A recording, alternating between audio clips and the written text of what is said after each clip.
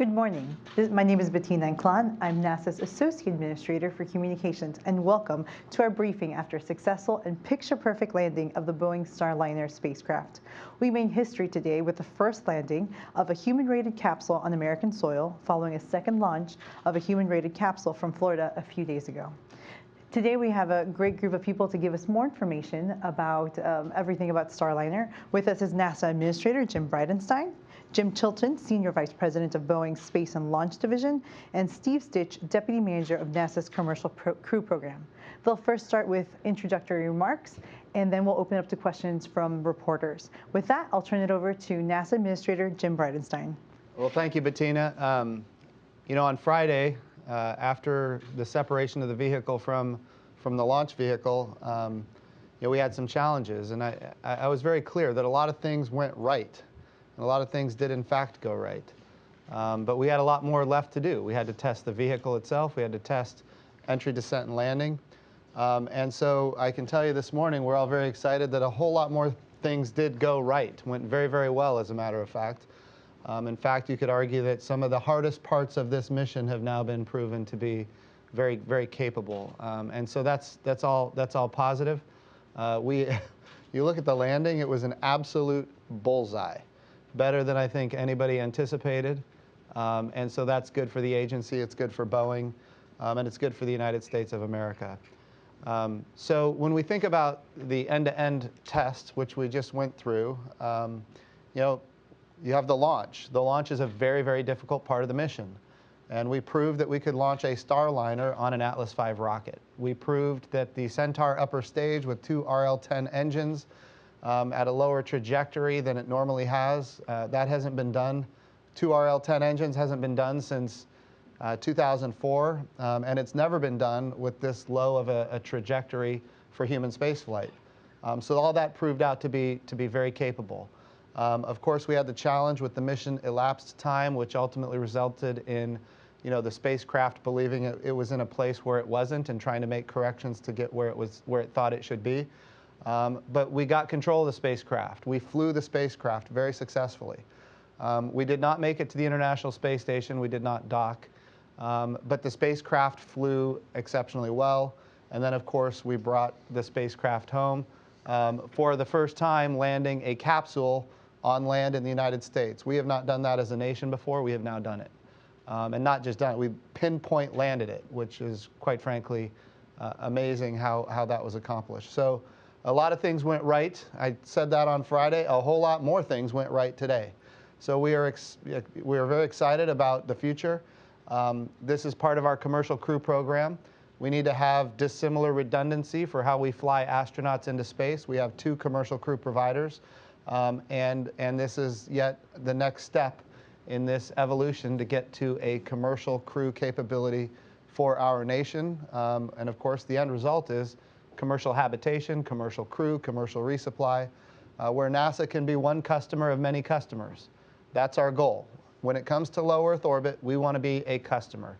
We very well may be a tenant customer for a period of time, but we want to get to a point where we are a customer, and we want to have numerous providers that are competing against each other on cost and innovation, driving down cost and increasing access. And today was really a great milestone in that eventuality. So with that, I'll turn it over to Jim Chilton. Thanks, Jim.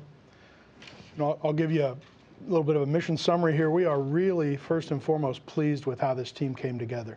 The shoulder-to-shoulder joint Boeing-NASA team, the collaboration, it was fantastic. Of course, the big pieces of the mission, we've got a brand new human-rated Atlas V, which is really not the same thing. Flying a different trajectory, different aero shape, you can only test that at scale. That went terrific. The spacecraft, although we got a little bit of a surprising start, the team immediately took care of that. We circularized in orbit and were able to show that this spacecraft controls attitude, does all the things she's supposed to do, keeps people safe. Our cabin temp and pressures and all that were terrific. Of course, return is another, yesterday I mentioned, return is something that you can't really test. You got to put your heat shield on and go through the heat regime. Today we just had, it couldn't really have gone any better. We got down, got guidance lock, got undershoots, and touched down in the center of the bullseye. As Jim mentioned, the crews are On site, we had about an hour target to get the hatch open. You know, you want to make sure you could get in there if you had to quickly. It was an hour and 2 minutes. Very, very proud of that team. They were out there in the cold, ready. We landed without a lot of light, another great demonstration. And so from an overall perspective, we are just as pleased as we could be with the design. Rosie the Rocketeer, you know, I've had a few questions walking in, so I'll just go ahead. Rosie the Rocketeer she lived in air-conditioned splendor for the last couple days. She had about a 58 to 65 degree cabin temperature and 51% humidity, and that was again as measured when we landed, so reentry did not disrupt that, and of course comfort's going to be important. And overall, the design just held up really well, you know, almost as well as the team. So I'll double down on what you're talking about, the team. Yeah, I just had a meeting with the flight directors. Richard Jones, you know, was the flight director for launch and reentry, and he said the team collapsed. The team literally became one, and he said nobody wore a badge. The Boeing people didn't wear a badge. The NASA people didn't wear a badge. It was just about mission accomplishment, and because of that, this ended up being a very positive test flight.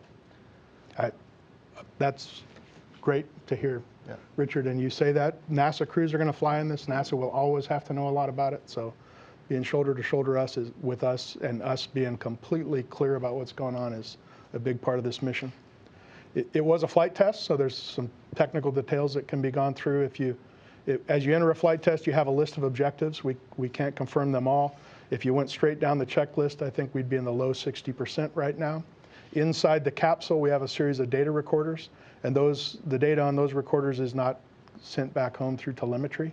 Things like temperature sensors on the hull and strain gauges to see bending and what kind of shock did you see. There's a suite of sensors in the seat for Rosie the Rocketeer. Some of those we can get at White Sands. Many of those, we're about 2 weeks away. We'll take the ship back to Florida. It's about a 10-day transit, a couple days on either end. So we'll really have all the data at the end. If I was going to infer how that data is going to come out from cabin temps and how pristine the vehicle looks, you know, I'd say we're probably in the 85–90% range of our test objectives. And another subjective observation I'd say that we find very encouraging at Boeing is the vessel looks great. The ground crews, Chris, Nicole, Mike, they're telling us there's hardly any charring, perfectly level on our airbags, and that bodes really well for reusability, not having a lot to do. Thanks, Jim. From a commercial crew perspective, coming over from the control center, everybody was incredibly happy, lots of smiles over there, celebrating a great mission and a great test flight. I would say the team did just a tremendous job, not only during this flight, but if you look back at all the years of preparation to get this mission ready to go, this test flight, I would say the team came together in terms of replanning the flight. What you find sometimes is when you execute a flight differently than planned and a mission test flight differently than planned, that team comes together in a unique way. And I echo what Jim said. What you see is that the NASA team, the NASA engineers, the flight control team, the Boeing team working side by side to solve problems in real time, to come up with innovative solutions, to keep decisions ahead of them, and then to end up like today where we had a successful deorbit burn and entry and landing. If you look at the flight test objectives, the #1 flight test objective was successful deorbit entry and landing, and we did that today. The vehicle flew phenomenally during entry. All the maneuvers were just exactly as planned. The deorbit burn was as planned. The separation of the service module was as planned. If you look at the entry itself, really complicated phase of flight, maybe the most complicated for this whole test flight. And there's a sequence of about 80 different pyros that have to fire to put the drogues out, to separate the base heat shield, to separate the service module and the crew module, deploy the main parachutes, and all that went well. The vehicle controlled itself perfectly. If I look back at this year from a commercial crew perspective as a program, you know, we've had a tremendous year, flown 2 orbit test flights in preparation for the crewed missions next year. We flew a pad abort test in November with Boeing to test that system. And we have all the data from these 2 orbit test flights now to set us up for crewed missions. And then early next year, we'll move into an in-flight abort test with SpaceX. And so we're setting ourselves up for crewed flights next year. And I couldn't be prouder of the entire team from the commercial crew program across the country, Boeing, NASA, all of our contractors. With the holidays in front of them, they just did a tremendous job. And so my hat's off to them. Great, thank you so much. We're going to now open it up to questions. If you would like to ask a question during the Q&A portion of the briefing, please press *1 to be added to the queue. With that, we'll start with questions here. Eric Berger. Good morning, Eric Berger with Ars Technica. Question for either one of the Jims. First of all, was entry, descent, landing the most difficult objective? You've talked previously about sort of you can rank, not all objectives are ranked equal. And then second of all, was there anything you saw over the last couple of days besides the mission elapsed timing problem that gave you any concern or something that you're going to have to go back and look at the data and study and understand? Yeah, so I would say from a NASA perspective, when we have a challenge with mission elapsed time that's tied to kind of the software that we were using, that gives us reason to think we need to go back and look at a lot of different things. Make no mistake, we have objectives that we need to meet. To your first question, entry, descent, and landing, of course, is probably, well, is the #1 objective, and of course, it's one of the most difficult phases of the flight. I would also say that we're going to have to go back. We've got a lot of data to review. We've got a lot of information that we need to collect. And when you're so focused on the mission itself or the flight test itself, we're not going through and evaluating everything in real time.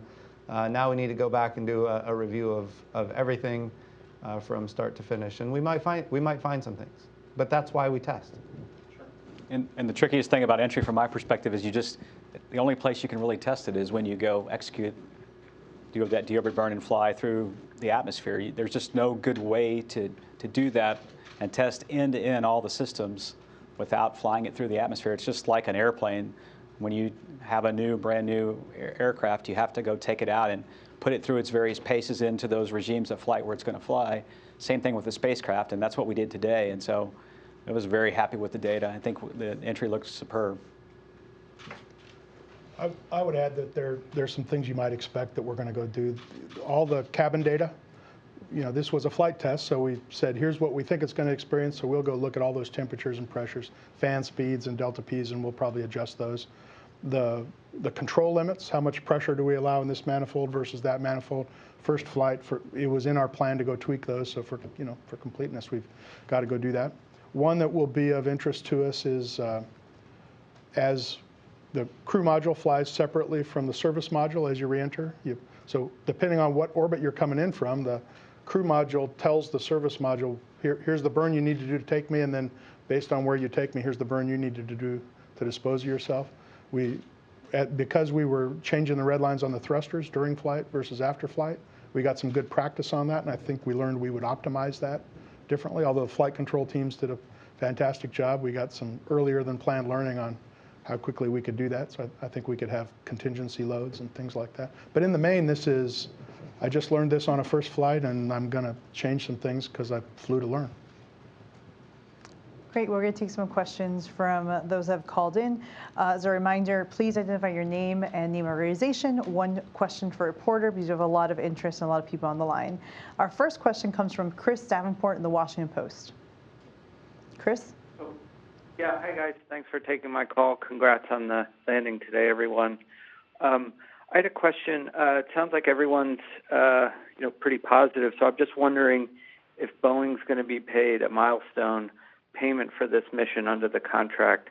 Curious to know, how much that payment is. And Mr. Stich, it sounds like you're pretty bullish on doing going ahead right to the crewed flight without doing another uncrewed flight. Just want to get your thoughts on that. Many thanks, guys, and again, congrats. Yeah. I'll talk about the contract milestone first. There is no specific contract milestone for the orbit flight test itself, and then the rest of that contract data is proprietary. We really can't share that with you. In terms of looking ahead to the crewed flight test, I think we have to take a little bit of time to look through all the data and see how the vehicle performed in all phases, orbit, entry, and ascent. And we'll go look at that, and we'll look at the objectives we did not get, which was the rendezvous approach and docking. And we'll have to sit down and talk about what we do for the crewed flight test. And to me, there's good data out there that suggests that once we go through it, maybe it's acceptable to go next step fly the crewed flight test. But we have to go through the data first, and what we typically do is work hand in hand with Boeing, and we let the data drive us to that next decision. Great. Our next question comes from Stephen Clark.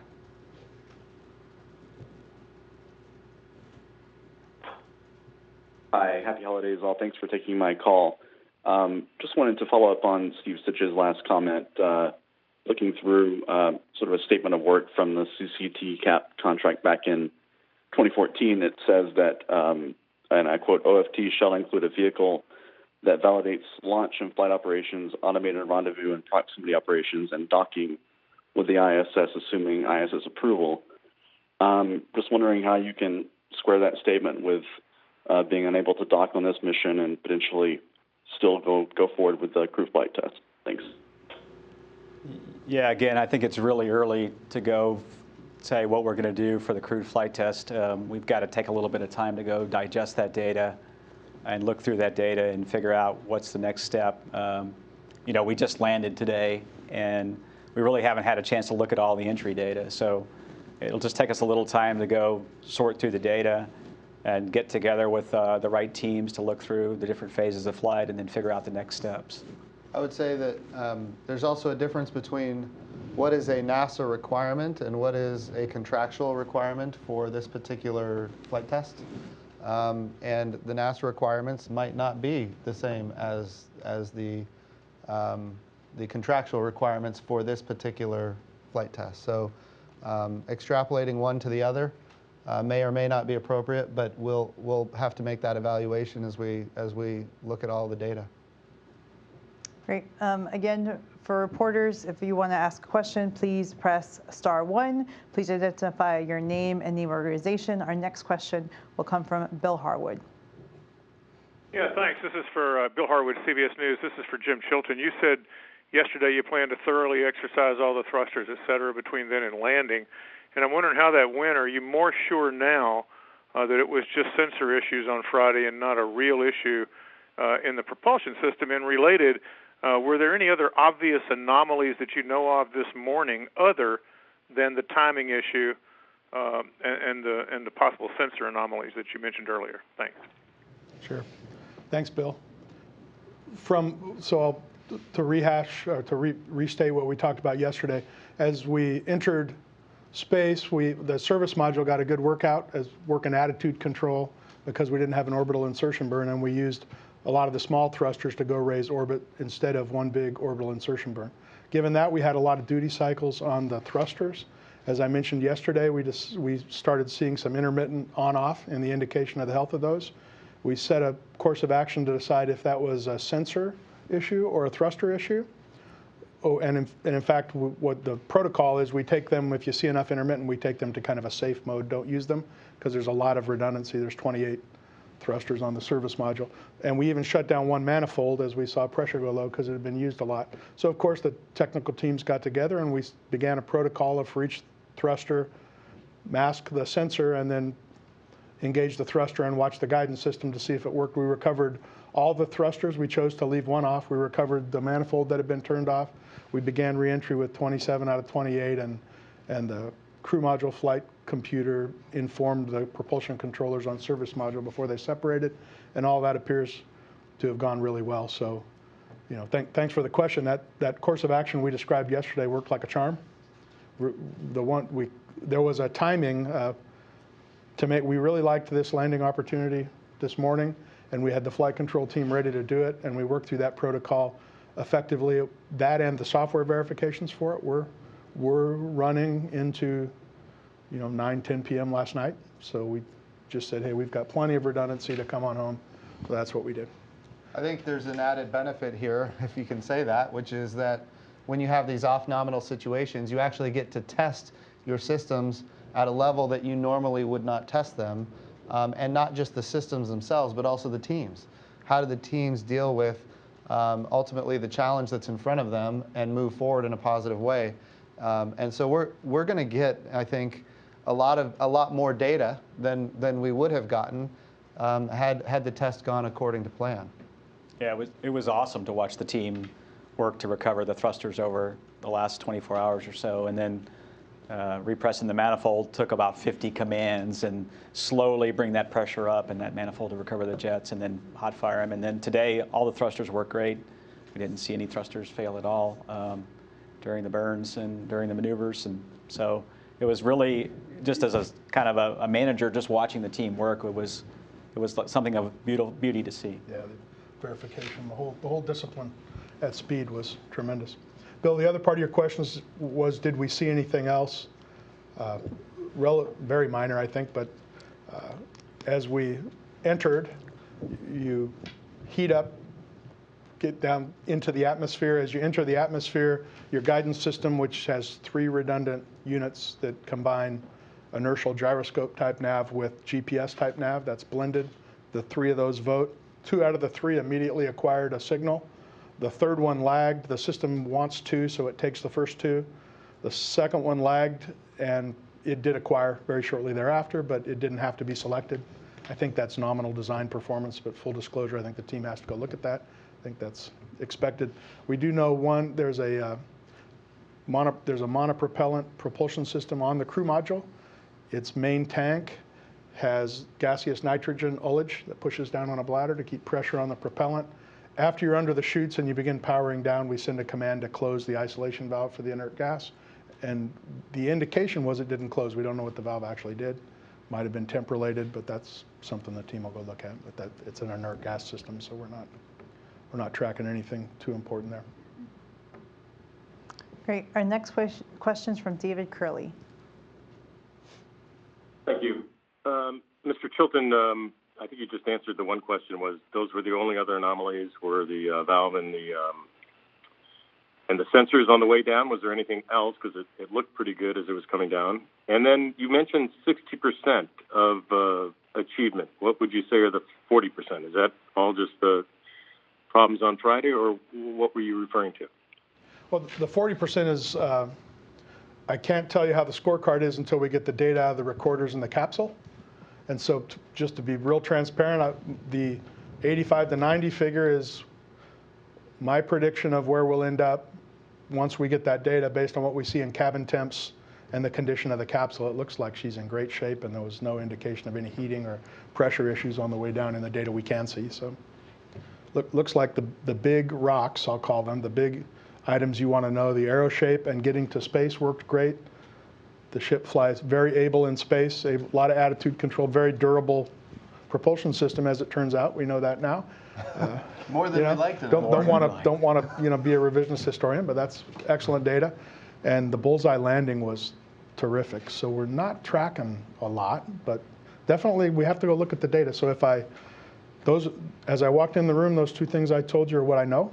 There are engineers looking at data right now, and there's a crew looking at the capsule. And if there's more to find, we'll definitely be open about that. So I guess in short, once we get the data out of the capsule that is now safe on deck, we're looking at 85 to 90% of the data being available that we sought to achieve.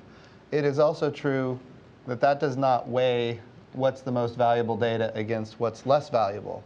And what we know is that launch and reentry, they can't be compared to a lot of the other things that we wanted to test. So I think overall, this is a good test. We're going to get a lot of important information from this test that we're going to use to go forward in a meaningful way. And then also we're going to get the vehicle. We got the vehicle back, and one of the things that we always do, and I know the Boeing team will do it when they get it back into Florida, into the factory, they'll take a look at things. And this is a reusable spacecraft designed to be flown for 10 missions, and we have other missions. Obviously, NASA's planning for commercial crew. We'll get the spacecraft back, and we'll start looking at it. We've got an early look now since we flew this flight here in December, and we can start understanding the way the vehicle performs, how we turn that vehicle around for the next flight. Those are all very important things that we'll learn as well in the post-flight time frame. Great. Our next question is from Marcia Smith. Hi, can you hear me? Yes. Oh, good. I was having trouble with my star one, so I'm glad I got into the queue. My question really had to do with whether or not there's a difference between objectives and requirements, because I've heard both terms, and I'm not sure if there's a distinction or not. And who sets the objectives and or the requirements? And is there a list of them somewhere? Yeah, I'll take that one. So the requirements are in the contract and the program documentation, and some of that, obviously the 1130 requirements document is publicly available, as is the rest of the requirement set that Commercial Crew has in terms of safety and performance. Mission objectives, what we do is we, jointly with the Boeing team, we sat down and looked at this particular flight test and said, what are the most important things we need to do? And then that gets codified for the flight. And you use that in managing the mission, and if there's certain things that you perhaps can't achieve, either via time limits or the orbit that you're in or other things, and so you kind of work through those mission objectives. For this flight, NASA and Boeing jointly agreed, hey, the landing is the most important objective. That was mission objective number one. And then there are other objectives on the way, and what the Boeing and the NASA team did through the flight is, once we had figured out that we didn't have enough propellant to go to the International Space Station and do the rendezvous and docking, we looked at those mission objectives and thought, okay, what are some of the things that we can do? For example, we checked out the docking system. We deployed the docking system ring, and we put it through its paces to verify that that worked the way it should. We also checked out some of the rendezvous navigation sensors for what we could, and then we also established a comm link with the space station and checked that out. So we use those objectives, flight test objectives, to go work through the kinds of things that we can do, and those are thought through in advance. And so if you have a problem in the mission, you can go look at that document and then choose the things that you can achieve. And I think the Boeing and the NASA team did a really good job of optimizing for the time that we had all those mission objectives. OFT a requirement or an objective? Is OFT a requirement, or can I try? Go ahead, Jim. I think a way to think about it is OFT is a flight test, and in that flight test we set objectives to inform us of how our design was going to work. We've designed it, we've done all the ground tests we can do, let's go make a flight test just like you would with other systems, and let's take data in that flight test and say, is our design working as intended? So that's the test objectives, testing against the design. I think the requirements are more durable. There are things NASA say the Starliner system needs to be able to do durably over time. And so I think that's the difference. Okay. We're going to go to our next question. Joey Rouletti. Joey? Yeah, thank you. Can you hear me? Yes. Thanks for doing so many media availabilities. I appreciate this. My first question, I guess, is for Steve Stich. How often do those lists of requirements change, and as opposed to objectives?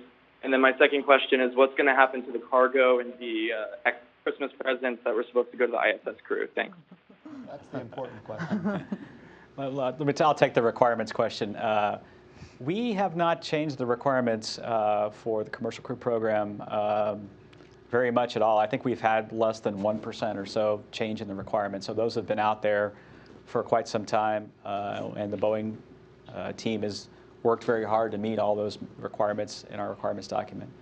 As far as the cargo, I'll let Jim answer that question. I don't particularly know what we're doing with the cargo, so I think the probably returning it back to NASA at some point, I suspect. Well, I think the cargo that was on its way up, that's NASA's, goes back to NASA. Yep. Go back into the system of when's its next opportunity to go. The downmass cargo, I don't know the answer. We did have a plan to bring one bag home had we rendezvoused. So yeah, that cargo was left on station, and obviously the NASA cargo comes back to us, and I suspect there's some Boeing cargo as well that goes back to the Boeing company. The real tragedy is the Christmas presents. But I presume those will be available when the astronauts get home. Our next question is from Marcia Dunn. Marcia? Yes, hi. A question for Mr. Chilton. If it's decided that you do need to do an uncrewed extra orbital test flight, how much of a hit to the timeline would it be to getting your first crew flight going? I'm unable to say. It would be some months. It would probably be at least 3 months. And the fastest you could probably go recycle. If the data came back perfectly clean and you said, okay, let's just go rebuild it and go refly. It's not days, weeks, it's months. It's probably 3 month turnaround minimum. And given that this is a first flight, I would anticipate data review takes longer, so that's the best I could give you today. Okay. Next question comes from Mike Wall. Mike? Thanks, guys. Yeah, just a quick question about the refurbishment process. I mean, like, this will be the first time you kind of prepped another vehicle for a reflight. So could you just kind of go through what the steps are, both in terms of getting it back to Florida, what kind of goes into getting this thing ready to actually fly again? And yeah, I mean, how long do you think it'll take, and what are the biggest obstacles that you think you'll encounter during that process? Okay, so the baseline is we have a reusable crew module and expendable service module. So the service modules are in production, and NASA has a lead time from us that requires us to go pay to build those and have them ready for when we're called up. So the service modules are new and ready. Any learning we choose to incorporate from this one would be this flight would be the only disruption to the service module. Today, I don't know that we're looking at any hardware changes. It looks like maybe how we fly it would be the only changes. On the crew module, the protocol in ongoing service will be, we know what things have a full 10 mission life with the capsule, and there are some things we will either replace or pull out and look at due to criticality. And in that protocol, there's a lot more of those on post this first flight than we plan to have in ongoing service because we're learning. So this one will take a little longer to turn around, and probably should. We're going to take out some of the development flight instrumentation, make a decision if we want to leave some and fly a data recorder again. So there's some talking and deciding to do after a first flight. But in the main, we don't take the capsules significantly apart. They're built where they're in an arrangement. Think of a clamshell. If we need to, we can take them apart, and so the crews can quickly get in there and do very large scale. If you had to do major mods and you wanted to extend the life of one, you would open the clamshells and go change a bunch of parts. Right now, our plan does not open it up. It goes in and changes some components, and all of that is the caveat of what do we learn from this data review.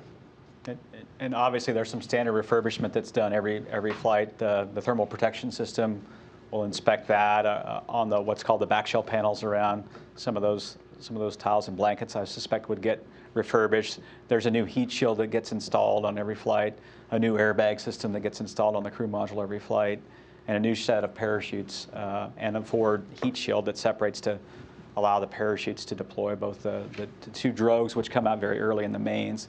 Those are all nominal refurbishment. And of course, we'll look at other things, as Jim said, and we'll go work through it together with the Boeing and the NASA team. Yeah, some of the critical systems, we will incrementally make them reusable. We'll start with new and then get a couple flights under our belt and look at hardware and say, okay, we can start reusing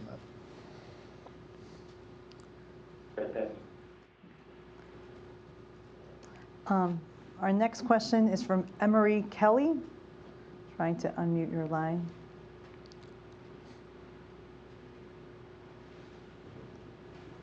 Emery Kelly with Florida today. I guess I'm having just a little bit of trouble wrapping my mind around the 80 to 90% of data gathered figure. I mean, I see where you're going, but I guess my question, and just for my understanding as well, and to be clear, if Starliner had flown to the ISS and spent 8 days there and come back, wouldn't there be exponentially more data from many more operations? No, I don't believe so. Think about the first use of a vehicle that's to go to space and come back. Most of the objectives on the first flight are to prove she could do that. Can you get there? Can you control her when you're there and keep people safe in her? And can you get home and accurately do this terra firma landing?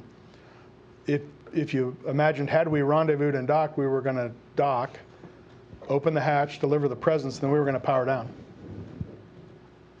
Yeah. I think what Jim's saying is we tested just about all the systems on the vehicle. The things that we probably didn't test would be some of the Vesta sensors. We didn't get the test of those.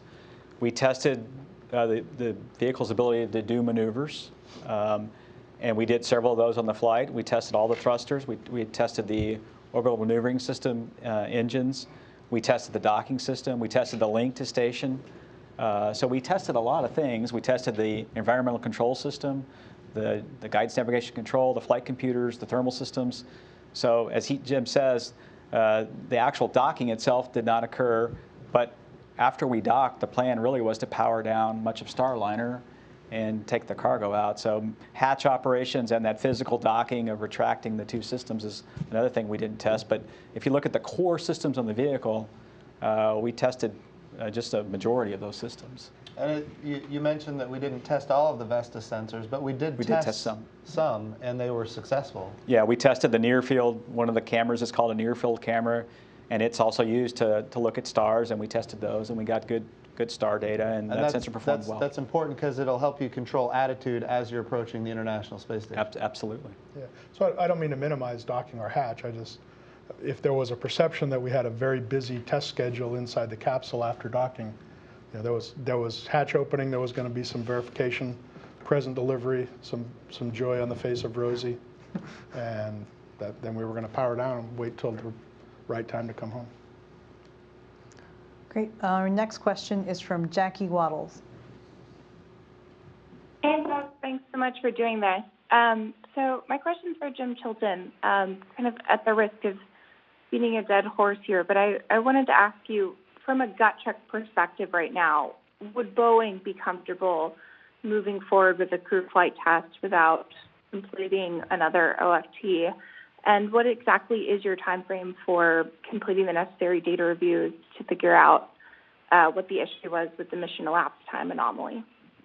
Okay. Well, thanks for the question.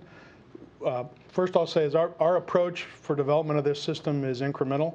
We really, you might recall, we really didn't declare for orbital flight test until we had a successful pad abort test. We didn't see any point in going to space till we could prove we could get this reentry system tested in a very short timeline pad abort mode. So we kind of go one step at a time.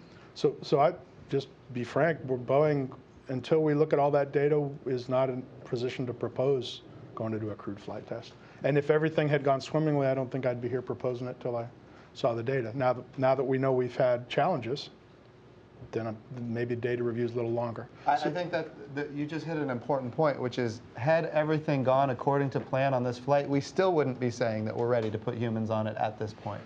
So that's an important point. We have to make sure we test the data, and there's going to be a lot of reviews going on for, I don't know, weeks, months in front of us before we're comfortable saying that we would put humans on there. I didn't mean to step on you, but no, that's an important point. And so, you know, just from a full candor, we'll get the data, we'll review it, we'll propose what makes sense. I think we're into January, pretty deep into January, before everybody has a thorough understanding. I will say that everything we're looking at today looks like this design works great, and the team is, we knew the team was great, but they're beyond great, obviously. So the answer to the question is we're not in position to propose that, and we don't propose it until we know the machine is worthy.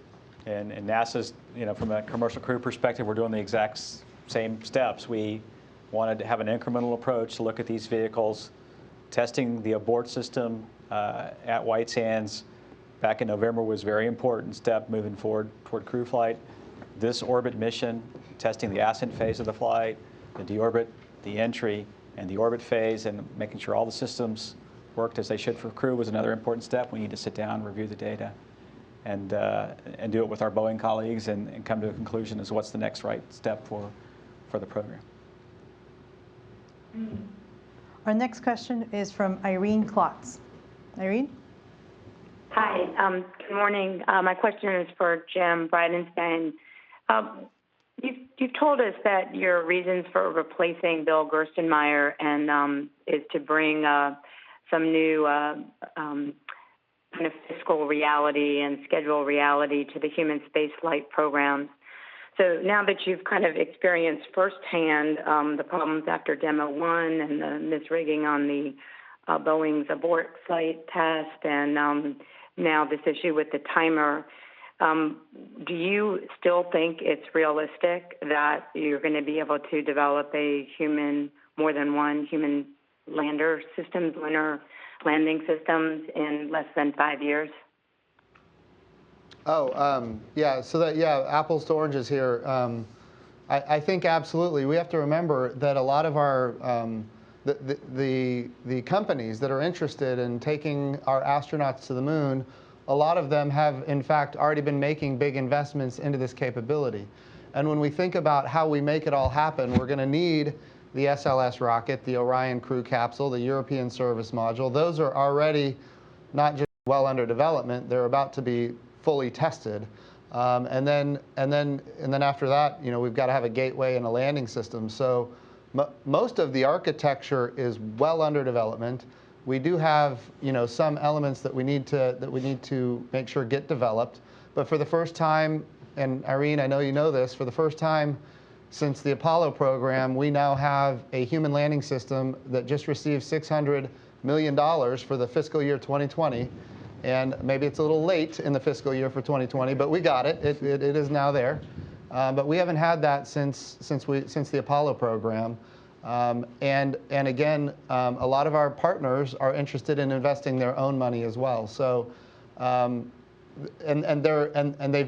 have been all along, as a matter of fact, even ahead of this, investing their own money, to some of them, in order to achieve this outcome. So.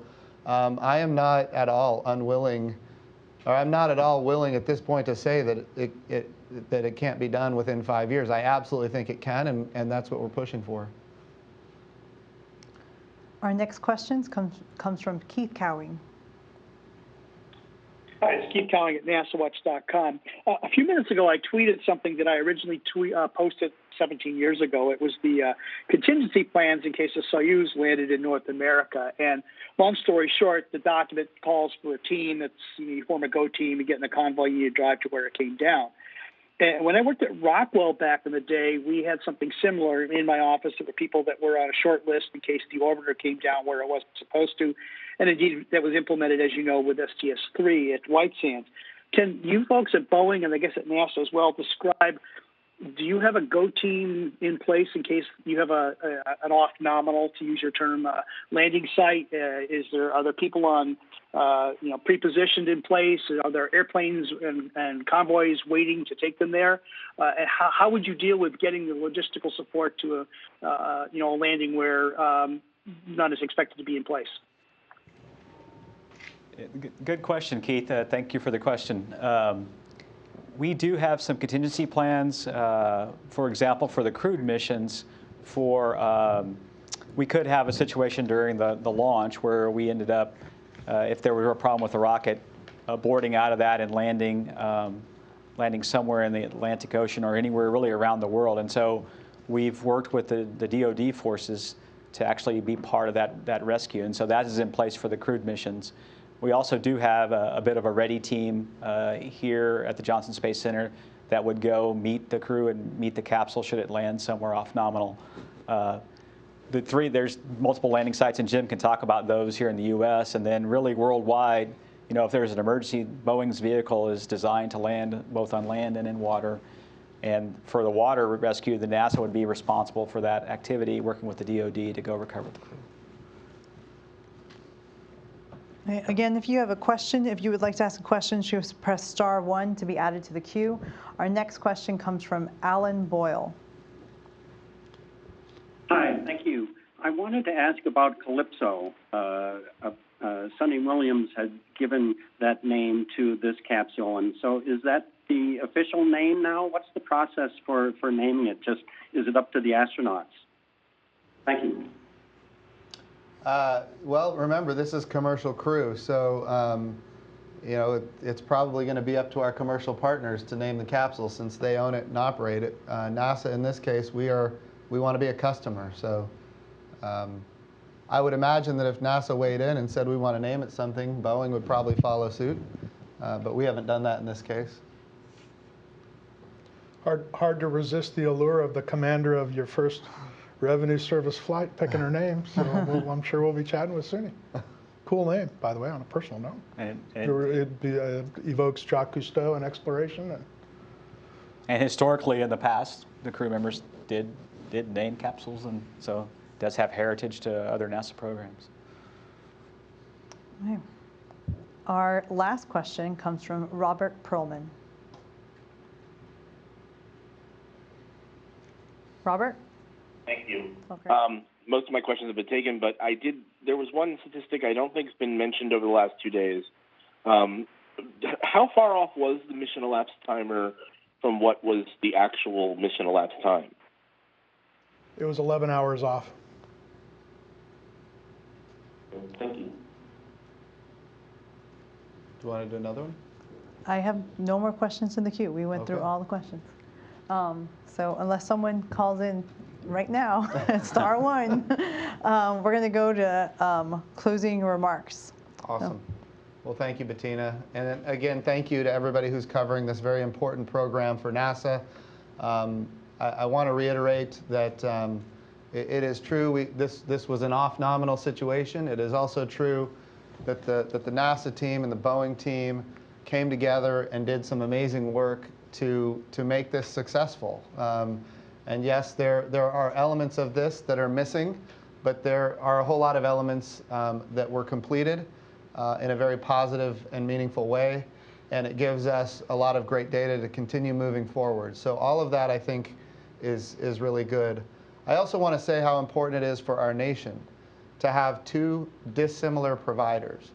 We have had times in our country when we had the space shuttles, for example. If we had a problem like Challenger, we had no access to space, and we need to have multiple providers that are able to get us not just to low Earth orbit, but eventually all the way to the moon. And right now, for low Earth orbit, we do have multiple providers, and I think that's a very positive thing. We want to keep this program moving forward with dissimilar redundancy, so we always have access to low Earth orbit. But I would say that here's what we know, given what we did today. We know that we are going to move forward. We know that we've got a lot of learning in front of us, but we have enough information and data to where we can keep moving forward in a very positive way. I've had, in the last 48 hours, I've had 3 conversations with the Vice President, who is the chairman of the National Space Council, and he's following this very closely. And I will tell you, he is confident that we will launch American astronauts on American rockets from American soil in the very near future. That is an objective that we intend to meet, and it's going to be met because of our great team at NASA and our great partners at Boeing. So make no mistake, this did not go according to plan in every way that we would have hoped, but it is also true that we got a lot of really good information so that we can keep making meaningful progress. And so that's good. That's very good from my perspective. Do you guys have any closing thoughts? I do. I'd like to thank NASA for giving us a shot at earning a spot on your team. I'd like to, and your other government partners, I'd like to express Boeing's regrets to the ISS crew, to whom we did not bring the Christmas presents. That's not cool. We own it. We're not great about that. I would like to commend the technical teams. You know, not the Steve Stich, Jim Chilton management people. The technical teams that flew this vehicle were spectacular. And finally, I'd just like to say we have a going design here. You know, she flew to space. We can control her in space. The Dockers exercise, we didn't do everything we wanted to do, but we don't see anything wrong with this spaceship right now. So. And I would like to follow up with what Jim said. I mean, from a NASA perspective, when we look at how the launch vehicle, the Atlas, and Starliner performed, it's an incredibly good design. We didn't see any major problems. We had a little issue with the timer in the beginning, which caused us to go into a different path in the mission. What I've seen over my career at NASA is sometimes when you head down these different paths, we actually learn more. We get more data on the spacecraft. We learn more about things that maybe we didn't understand fully. And at the end of the day, it helps you move forward more quickly when you have a problem like this and you understand the systems better, you understand how you're going to solve those problems, and then move forward in the future. So we have a great design. We've had a great year at Commercial Crew. Very excited about the 2 orbit launches and orbit test flights that we've had. Looking forward to next year, early in January, with the SpaceX in-flight abort test, and we're on a good trajectory to resume those launches from American soil. I think, Steve, one of the things that you mentioned that I think is important is the fact, and Jim mentioned as well, we have a solid understanding of the challenge that we had and why it occurred. And it's not something that is going to prevent us from moving forward quickly. We can still move forward quickly. We can get it fixed. And of course, that one item resulted in a number of other challenges. But as you mentioned, the technical teams did magnificent work to salvage as many of these objectives getting accomplished as possible. But the one technical issue, had it not occurred, and by the way, had we had an astronaut on board, we very well may be at the International Space Station right now. So I think overall we learned a lot, but there's a lot more learning left to do as we get all the information and data. We're excited about having Boeing as a teammate as we return American astronauts into space from American soil on American rockets. With that, this concludes our briefing on the Boeing Starliner. Thank you all for participating and have a good day. Happy holidays.